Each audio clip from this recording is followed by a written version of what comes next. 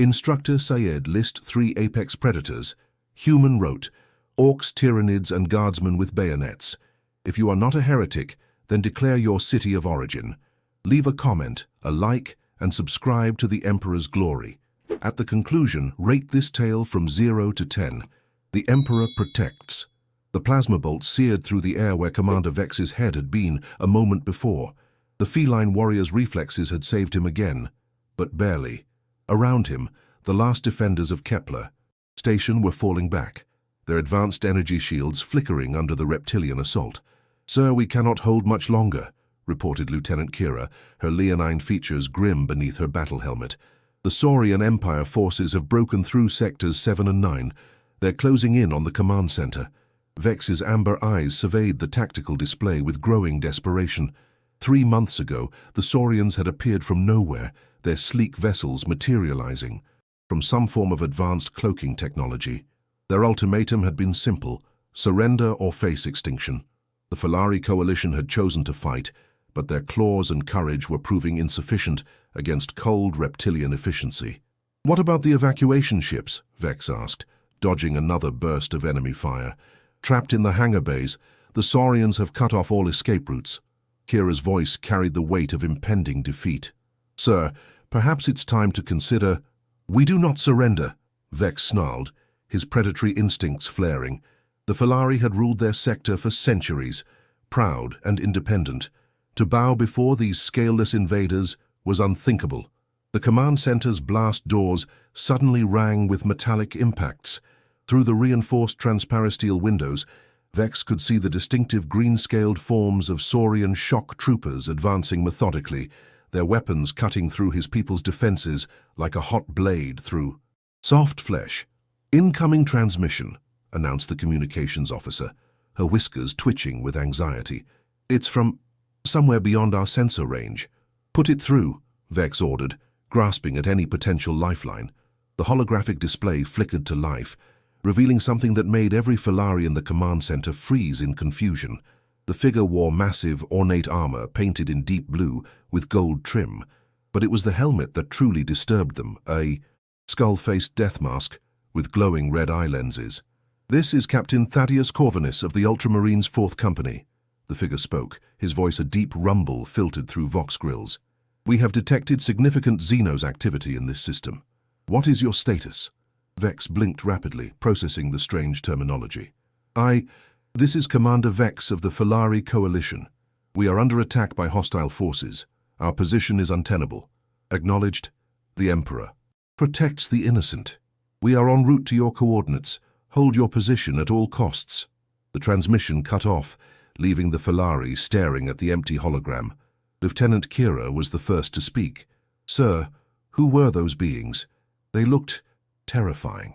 Before Vex could answer, the massive blast doors exploded inward.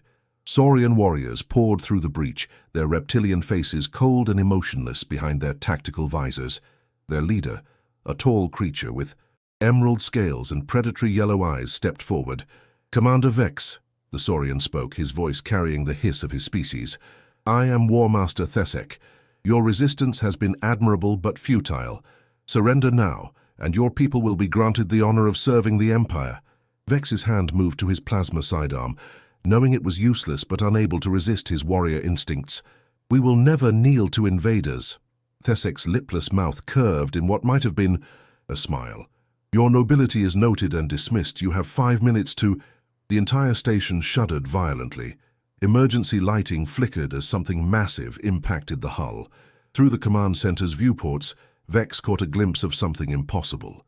Ships, but not the sleek, efficient vessels he knew. These were brutal, angular fortresses covered in Gothic architecture and massive weapon batteries. Golden aquilus gleamed on their hulls, and even at this distance, he could make out towering cathedral spires rising from their superstructures. "What in the name of the ancestors?" Kira whispered. The largest vessel was beyond comprehension. Kilometers long, it resembled a flying cathedral more than a warship, bristling with weapons that dwarfed anything in Vex's experience. As they watched, launch bays opened like hungry mouths, disgorging countless smaller craft. War Master Thesek's composure cracked for the first time. "Impossible. Our sensors." Detected no vessels in this system. New contact signatures, the communications officer reported, her voice shaking. Massive energy readings. They're launching boarding pods directly at us. The tactical display lit up with hundreds of small contacts, streaking toward both the station and the Saurian fleet. But these weren't ordinary boarding craft. They moved with reckless abandon, some actually ramming through defensive fire rather than evading it. "Sir," Kira said, staring at the sensor readings, "those pods, they're not decelerating, they're going to hit at full velocity." The first impact came like the hammer of gods. The station's hull rang like a struck bell as something punched through multiple decks without slowing. Then another, and another. Each impact sent shockwaves through the structure, as if giants were hammering on the bones of reality itself. Emergency klaxons wailed as atmospheric processors struggled to maintain pressure. Through the command center's audio pickups, Vex could hear something that chilled his warrior's heart. The sound of metal being torn apart, not by weapons, but by something infinitely more terrifying. Bare hands. "Movement in Section 12, reported a sensor technician, his fur standing on end. "Something's cutting through the bulkheads. The metal, it's being ripped apart like paper." War Master Thesek activated his communicator with sharp, precise movements. "All units, converge. On Section 12. Unknown hostiles have breached the station. Rules of engagement are—" His words were cut off by a sound that would haunt Vex's dreams for years to come. It started low, a rumbling chant that seemed to emanate from the very walls. Then it grew, becoming a roar of voices raised in harmony, singing words in a language none of them recognized, but all somehow understood.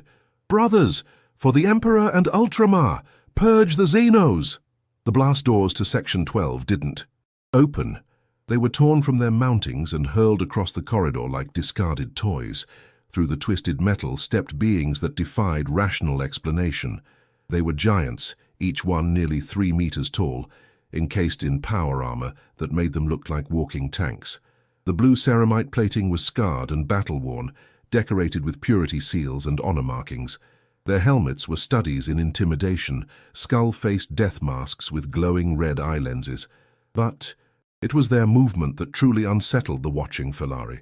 They moved with impossible speed and grace for beings of such size, each step calculated and purposeful. In their hands, they carried weapons that seemed more like portable artillery pieces. The lead figure raised his weapon, a massive gun that hummed with barely contained energy, and spoke in that same filtered voice they had heard before. "I am Captain Thaddeus Corvanis, 4th Company, Ultramarines Chapter. In the name of the God Emperor of mankind, you will stand down." War Master Thesek recovered from his shock first, raising his plasma rifle. "You are outnumbered, alien. Surrender, and your death will be swift." The Space Marine captain tilted his head slightly, and Vex swore he could hear amusement in the Vox-filtered voice. "Outnumbered?" Captain Corvanis turned to his battle brothers. "Did you hear that, brothers? The Xenos thinks 12-1 represents favorable odds for them." Captain Rex watched the human called Marcus demonstrate something called bayonet drill to a group of fascinated Kitharan warriors. The humans had been on New Kythera for exactly 6 standard hours, and already everything felt different. "The pointy bit goes in the enemy," Marcus explained with disturbing cheerfulness, showing how to attach the blade to his lasgun. Preferably through something vital. Heart, brain, major organs work best. But why attach a blade when you have superior ranged? "Weaponry?" asked Thys, Rex's second in command. Her tail twitched nervously as she studied the crude-looking weapon. Marcus grinned, revealing those unsettling flat teeth. "Because, furry friend, sometimes you run out of ammo, sometimes the enemy gets close, sometimes you just need to make a point." "A point?" Rex tilted his head. "Sharp point, through their rib cage." Marcus mimed a thrusting motion that made several Kitharans step backward. "Emperor's truth. There's nothing quite like cold steel to solve life's problems." Rex noticed how the other humans nodded in agreement, as if stabbing enemies with knives attached to guns was perfectly reasonable behavior. Even their leader, the one called Commissar Volkov, smiled approvingly. "Guardsman Chen once took out an entire Ork squad with just a bayonet and righteous fury," offered a female soldier named Petra. "Magnificent sight, really." "An entire squad," Thys whispered. "How many?" 12 Orks, each twice his size," Marcus said proudly. Little guy just kept screaming for the Emperor and stabbing until they stopped moving. Took 3 of us to pry the bayonet out of the war boss afterward. Rex felt his fur stand on end. These humans spoke of incredible violence as if discussing the weather, yet something about their casual confidence was oddly comforting. When the Kitharan scouts reported the Drakkar fleet approaching, his first instinct had been despair. Now, watching these bizarre creatures prepare for war, he felt something he hadn't experienced in cycles: hope. Captain Rex, Commissar Volkov approached, his massive form casting a shadow despite the twin suns overhead. Your warriors show promise, but they lack proper fighting spirit. They are brave soldiers, Rex protested, feeling defensive. They have served with honor. I'm sure they have, Volkov nodded. But bravery and fighting spirit are different things. Bravery is doing your duty despite fear. Fighting spirit is welcoming the fight. Before Rex could respond, the camp alarm began wailing. A Kitharan communications officer bounded toward them, his spots flickering with distress. Captain! Long-range sensors detect the Drakkar advance fleet. 30 ships, including 3 dreadnoughts. They'll reach orbit in 8 hours. The announcement sent ripples of fear through the assembled Kitharans. Rex felt his own heart sink. 30 ships meant at least 50,000 Drakkar. Warriors, each one a cold-blooded killer, trained from hatching in the arts of war and conquest. How many ships do we have? Volkov asked calmly. 7 frigates and 2 light cruisers, Rex replied. Maybe 15,000 troops total. So we're outnumbered 3 to 1, facing superior firepower with minimal orbital support, Volkov summarized. Excellent. Excellent? Rex stared at him. This is a disaster. We should evacuate the civilian population and establish a defensive perimeter around. Absolutely not, Volkov interrupted. Evacuation is retreat. Retreat is cowardice. Cowardice is heresy. His hand moved to the bolt pistol at his side. We stand and fight. But the odds! The Emperor protects, Volkov stated with absolute certainty. Besides, 3 to 1 odds means target-rich environment. Rex watched in amazement as the other humans began preparing for battle with what could only be described as enthusiasm. They sang as they cleaned weapons, joked while loading ammunition, and seemed genuinely excited about facing overwhelming odds. Is your entire species insane? Thys whispered to Marcus. Probably, Marcus agreed cheerfully, but we're very good at it. The next few hours revealed the true alien nature of human military thinking. While Kitharan doctrine emphasized defensive positions, coordinated retreats, and preservation of forces, the humans planned what they called aggressive defense. We hit them on the beaches, Sergeant Torres explained to a group of Kitharan officers, pointing at tactical displays. Hard and fast, before they establish a foothold. That's suicide, protested Commander Yeth, Rex's chief strategist. The landing zones are completely exposed. We'll be slaughtered. Maybe, Torres shrugged, but we'll take a lot of them with us.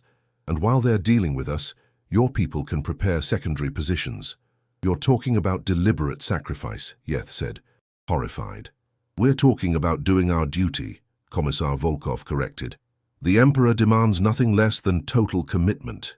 Rex found himself caught between horror and admiration.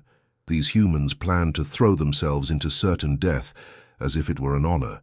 Yet their confidence was infectious. Even his own officers began discussing the battle plans with renewed vigor. Captain, Thys approached him privately as the humans continued their preparations. Are we truly allying with these creatures? They speak of death and sacrifice as if they were desirable outcomes. Rex watched Marcus teaching Kitharan younglings to field strip weapons while singing what he called marching songs. The lyrics involved a disturbing amount of references to dying gloriously in service to their emperor. Yet the children seemed to find it inspiring rather than frightening. They're unlike anything we've encountered, Rex admitted. But Thys, look at them. They face impossible odds with joy. They speak of death without fear. Whatever else they are, they're exactly what we need right now. A distant explosion rattled the command post. Through the transparent aluminum windows, Rex could see the first Drakkar landing craft breaking through the atmosphere, trailing fire and smoke as they descended toward the main population centers. Contact, shouted a communications officer. Enemy forces landing in sectors 7 through 12. Initial wave. Estimated at 5,000 troops. Time to go to work, Volkov announced. hefting a weapon that looked capable of destroying a light vehicle. Remember, men, the Emperor protects, but having a big gun doesn't hurt either.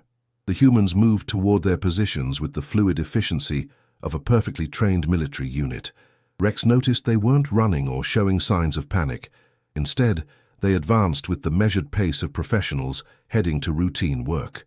"For the Emperor," Marcus called out as his squad took position near the primary landing zone. "For the Emperor," came the echoing response from dozens of human voices. Rex felt something shift in his chest, a warmth spreading through his core that had nothing to do with the planet's heat. These humans, these impossible creatures, were about to face death itself in defense of people they'd known for less than a day. "Thais," he said quietly, watching the first Drakkar dropships touch down in the distance. "Signal all units, we advance with our human allies. Captain, our doctrine clearly states—" "Forget our doctrine." Rex picked up his plasma rifle and checked the charge. "Today, we fight like humans." As the first sounds of battle echoed across the landscape, Rex couldn't help but wonder if his people were about to witness something unprecedented. An enemy that had never faced Death-World predators who considered warfare a form of religious devotion. The Tau forces found themselves slowly retreating through the burning corridors of the research station. Every meter they gave up felt like a betrayal of the greater good, but Commander Shadowsun's tactical analysis was clear. They were outmatched by sheer numbers. "Firecast, maintain formation," she voxed through her suit's speakers, her ion rifle spitting superheated death into the writhing mass of chitin and claws that poured through the breach. "Earthcast, how long until the evacuation transports?" "Arrive?" The reply came through crackling static. 40 minutes, Commander. The Guela vessel is maintaining its attack run, but their boarding craft are still—" The transmission cut to screaming static as another section of the station's hull exploded inward. Through the smoke and debris, Shadowsun caught glimpse of something that made her four-chambered heart skip. Red power armor, chainsaw roaring, charging directly into the Tyranid swarm. "By the ethereals," whispered Shasui. Ores Kauyon, her cadre's most experienced warrior. "Are they insane?" The Space Marine, for that's what the Crimson Giant had to be, carved through a cluster of Genostealers like they were training dummies. His chainsword screamed in mechanical fury as it bit through alien carapace, painting the walls with ichor. Behind him, more red-armored figures poured through their breach, voices raised in what could only be described as worship. "For the blood of Sanguinius, for the Emperor!" Shadowsun had studied human military doctrine extensively. The Imperial Guard's preference for massed infantry assaults, the Space Marines' shock tactics, the Sisters of Battle's religious zealotry. But watching it in person was something altogether different. These warriors weren't just fighting, they were celebrating violence as if it were a sacred rite. A Carnifex, 3 meters of living destruction, crashed through a support beam and roared challenge at the approaching angels. Any rational being would retreat, coordinate fire support, establish kill zones. Instead, the lead Marine, his armor bearing the skull-faced helm of a sergeant, raised his bolt pistol in one hand and revved his chainsword with the other. "I am Brother Sergeant Dante of the Blood Angels. Face me and die." The subsequent duel lasted exactly 7 seconds. When it ended, the Carnifex was in pieces, and the Marine was already sprinting toward the next target, singing hymns of war. "Commander!" came another voice on the Vox, this one from Chazelle Mayenne, her aircast liaison. "We're receiving communications from the human vessel. They want to coordinate our withdrawal. Put them through." The voice that crackled through her suit's speakers was deep, scarred by a lifetime of shouting orders over battlefield din. "This is Commissar Gaius Rex, 47th Cadian Shock. Identify yourself, Xeno." Under normal circumstances, being called Xeno by a human would have required diplomatic protest. These weren't normal circumstances. "Commander Shadowsun Tau Firecast, we're conducting fighting withdrawal from sections 12 through 18. Negative. Withdrawal is heresy. We're pushing forward to establish kill zones. Your forces will advance and hold sectors 9 through 11. Shadowsun blinked. Her helmet's tactical display showed sectors 9 through 11 were completely overrun, swarming with thousands of bioforms.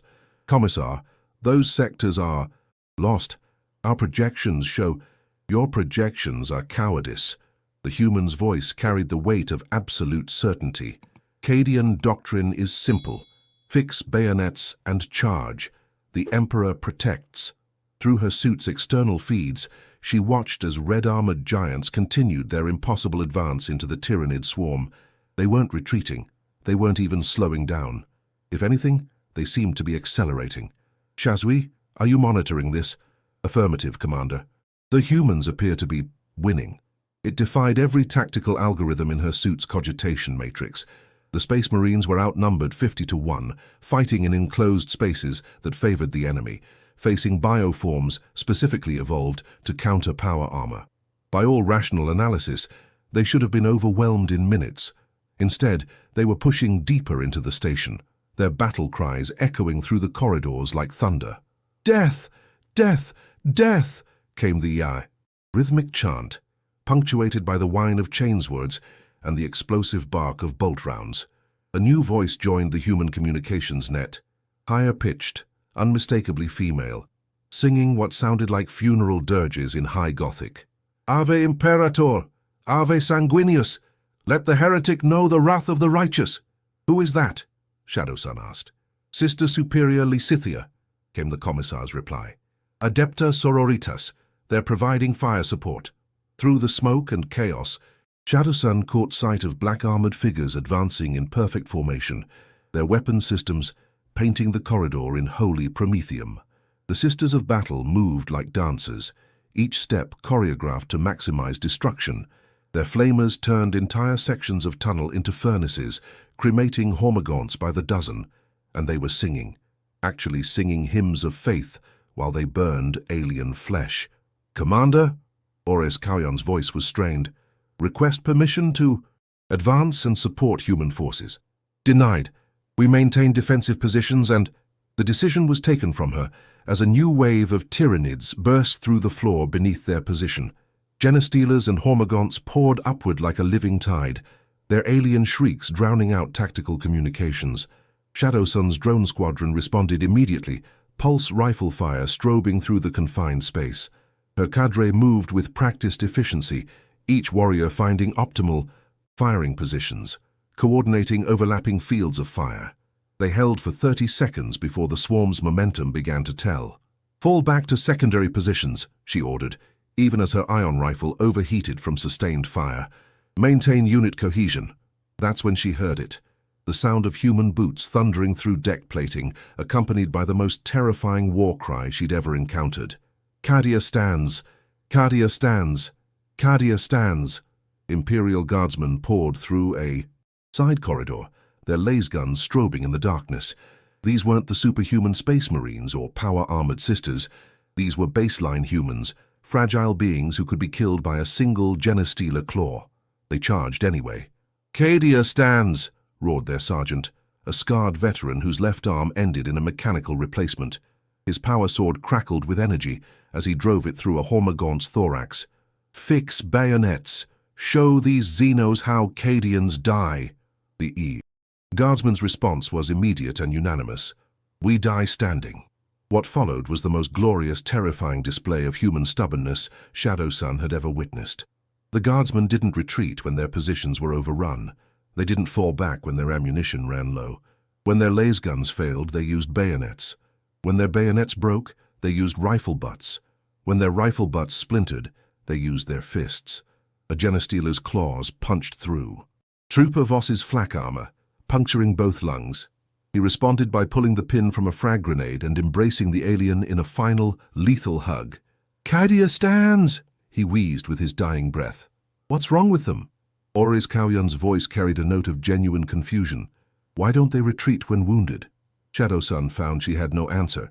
Tau doctrine emphasized preservation of trained personnel, tactical withdrawal when positions became untenable, logical assessment of battlefield conditions.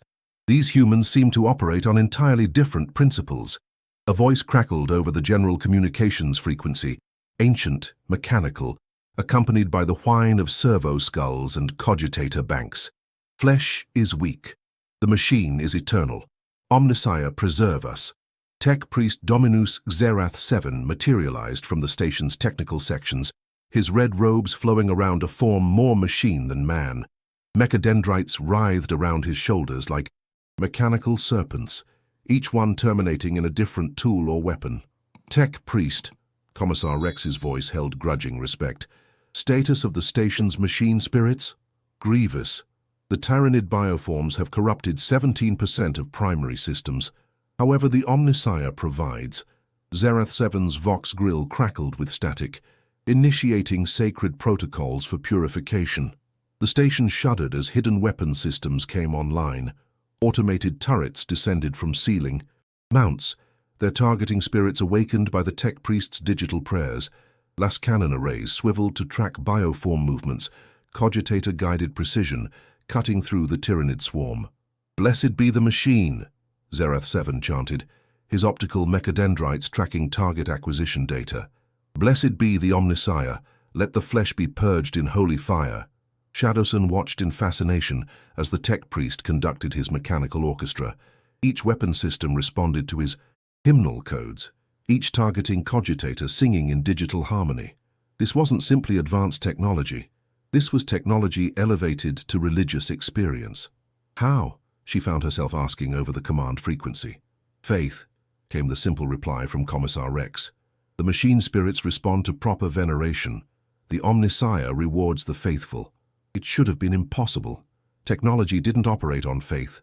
It operated on physics, mathematics, logical principles.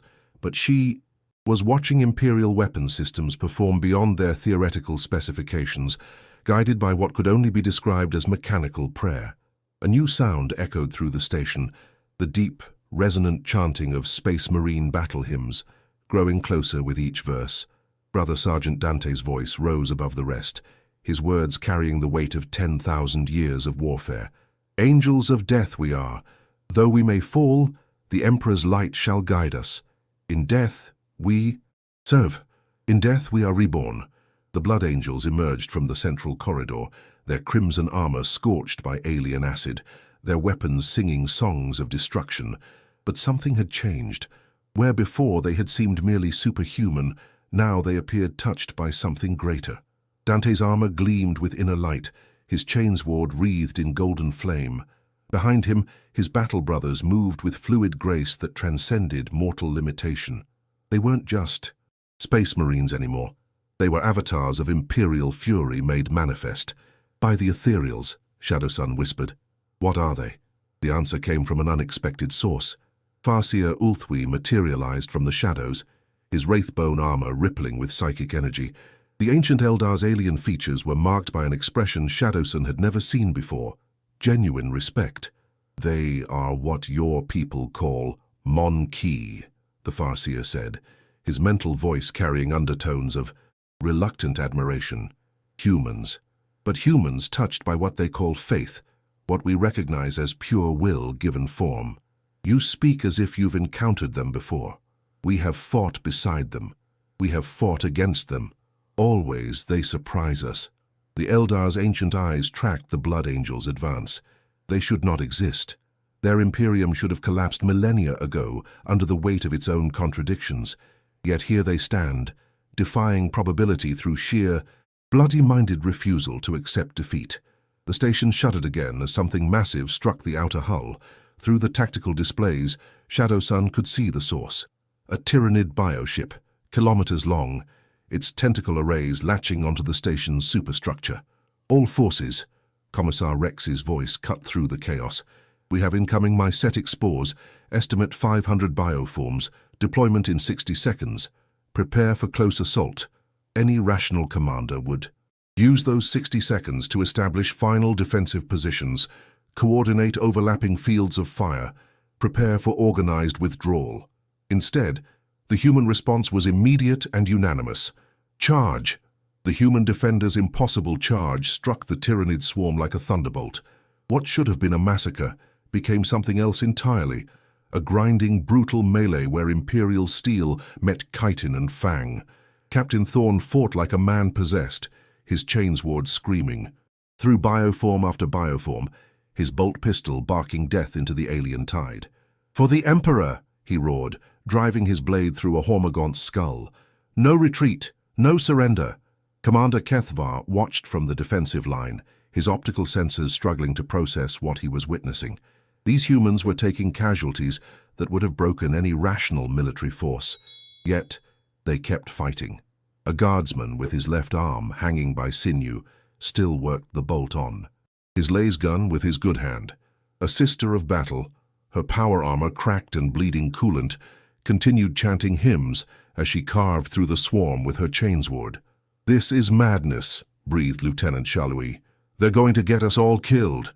"No," Kethvar said slowly. "Look at the swarm. Really look." The Tyranids were faltering. For the first time since the invasion began, the bioforms seemed hesitant, confused by prey that refused to flee, that met their hunger with equal savagery. The synapse creatures were struggling to maintain coherence as their lesser organisms encountered something they had never faced before. Creatures as ruthless as they were, but driven by something beyond mere survival. "Burn the heretics!" Sister Superior Celestine's voice cut through the chaos as she led her squad in a flanking maneuver. Her flamer unit had positioned themselves along the swarm's flank, and now holy promethium washed over the alien creatures in cleansing waves. "Let none survive the Emperor's wrath." The aliens watched in stunned silence as the human religious warriors sang hymns of devotion while literally burning their enemies alive. There was something profoundly disturbing about the joy in their voices as they committed acts that would traumatize most sentient species. They're enjoying this," whispered Ensign Veltar. A massive carnifex burst through the human line, its massive claws sweeping aside two guardsmen-like toys. It should have shattered the Imperial formation entirely. Instead, Commissar Breck stepped directly into its path, his chainsword raised high. "I am the Emperor's will made manifest," he declared, and brought his weapon down in a two-handed strike that somehow found the joint in the creature's carapace. "And you are heresy." The carnifex collapsed, ichor fountaining from its severed neck. Breck turned to face the swarm, his coat now drenched in alien blood, and raised his bolt pistol. "Who's next?" The Tyranids actually hesitated. For a moment that stretched into eternity, apex predators that had devoured entire worlds paused before a single human covered in their own kin's blood, and in that pause, Kethvar understood something fundamental about humanity. "They're not just fighting the swarm," he said, his voice filled with awe. "They're out-predating the predators." The moment of hesitation cost the Tyranids everything. Captain Thorne's charge had drawn the synapse creatures forward, and now they were exposed. The Tau commander saw his opportunity and took it, ordering his crisis teams to focus fire on the bioforms that were coordinating the swarm. Pulse rifle fire lanced into the Tyranid leadership caste, but it was a human guardsman who landed the killing blow. Private Jensen, barely old enough to shave, had somehow flanked around behind a tyrant guard and drove his bayonet into the creature's skull with a cry of, "The Emperor protects!" The death of the synapse creatures sent ripples of confusion through the lesser bioforms. Without coordination, the swarm began to fragment, individual creatures following conflicting instincts. Some continued to attack, others began to retreat, and a few simply stood motionless as their neural pathways failed. "Now!" Thorne commanded, pulling his chainsword from another corpse. "Press the advantage! Show these Xenos what Imperial determination looks like!" What followed could barely be called a battle. It was an extermination. The humans advanced with methodical brutality, executing wounded bioforms with casual efficiency. The Tau provided supporting fire, but found themselves both impressed and disturbed by their allies' thoroughness. "Sir," Shalui reported, "the remaining bioforms are retreating to the hive ship." "Let them go," Kethvar ordered. He was watching a guardsman carefully place explosive charges on what appeared to be Tyranid egg sacs. The human's face showed no emotion as he prepared to destroy what might be the last hope of the species' survival on this world. I think they've learned enough." As the smoke cleared, the true scope of what had happened became clear. The Tyranids, apex predators that had consumed entire star systems, were in full retreat from a force barely 1/10 their size. The humans had suffered horrific casualties, but those who remained showed no signs of trauma or exhaustion. If anything, they seemed energized by their victory. "Casualty report," Thorne called to his surviving sergeants. 60% losses, sir," came the reply, but morale is high. The men are asking when we can pursue the fleeing Xenos. Kethvar's communications array crackled to life. Reports were coming in from across the planet. Wherever Imperial forces had made contact with the Tyranids, the results were the same. The swarm was in full retreat, fleeing to their bioships and preparing to leave the system entirely. "Commander," his aide whispered, "we're receiving a transmission from the Hive fleet." "Put it through," Kethvar ordered, though he wasn't sure he wanted to hear what a Tyranid hive mind had to say. The message was brief, transmitted in a series of bioelectric pulses that their translation systems struggled to interpret. When the meaning became clear, Kethvar felt a chill run through his exoskeleton. Prey, incorrect, seeking, new hunting grounds. The Tyranids were leaving. The Devourers of Worlds, faced with prey that fought back with equal ferocity, had decided these particular morsels weren't worth the effort. "Sir," Lieutenant Shallowy said quietly, "I'm detecting multiple bioship signatures departing the system. They're actually retreating." Captain Thorne overheard the report and laughed, a sound that somehow managed to be both jubilant and terrifying. "That's right, Xenos. Run. Tell the galaxy that humanity stands eternal. The Emperor protects." His men took up the chant, their voices echoing across the battlefield where the remains of apex predators lay scattered like broken toys. "The Emperor protects. The Emperor protects." As the Imperial forces began their cleanup operations, Kethvar found himself studying these remarkable allies. They moved with practiced efficiency, stripping usable equipment from their fallen comrades and preparing the bodies for what they called proper burial. There was no weeping, no trauma counseling, just acceptance of loss as the price of victory. "Commander Kethvar," Captain Thorne approached, his armor now bearing scars that would have killed a lesser warrior 3 times over. "My thanks for the fire support. Your people fought with honor today." "The honor was ours," Kethvar replied, though he wasn't entirely sure he meant it. "I must ask, how do your people endure such losses without breaking?" Thorne considered the question seriously. "Because we serve something greater than ourselves, Xenos. The Emperor's light guides us, and in his name, no sacrifice is too great." He gestured to his surviving men, who were already preparing defensive positions despite their exhaustion. Besides, someone has to stand between civilization and the dark. Might as well be us. As the Tau forces prepared to depart, Kethvar compiled his report for the Ethereal Council. How could he possibly explain what he had witnessed? How could he describe a species that treated extinction-level events as training exercises? "Sir," Shallowy interrupted his thoughts, "the humans are requesting permission to pursue the fleeing Tyranids." "What?" "They want to follow the Hive fleet and finish the job, as they put it. Captain Thorne says they can't risk the Xenos regrouping and threatening other systems." Kethvar stared at the human captain, who was calmly discussing pursuit tactics with his officers as if hunting down apex predators across the void was the most natural thing in the galaxy. "Tell them," he began, then stopped. What could the Tau Empire possibly add to that conversation? "Tell them the greater good was well served today." As the Tau forces withdrew to their ships, Kethvar made a final entry in his log. Recommendation to High Command: maintain positive relations with the Imperium of Man at all costs. These humans are not our enemies, but I would not want to face them in battle. They fight with the fury of madmen and the skill of veterans, and they do not know how to quit. Perhaps that is why they have survived in a galaxy that devours the weak. On the surface below, the Imperial Guard was already constructing fortifications for the next war, because there would always be another war, and humanity would be ready for it. In the grim darkness of the far future, there is only war, and humanity wouldn't have it any other way. Angels fall.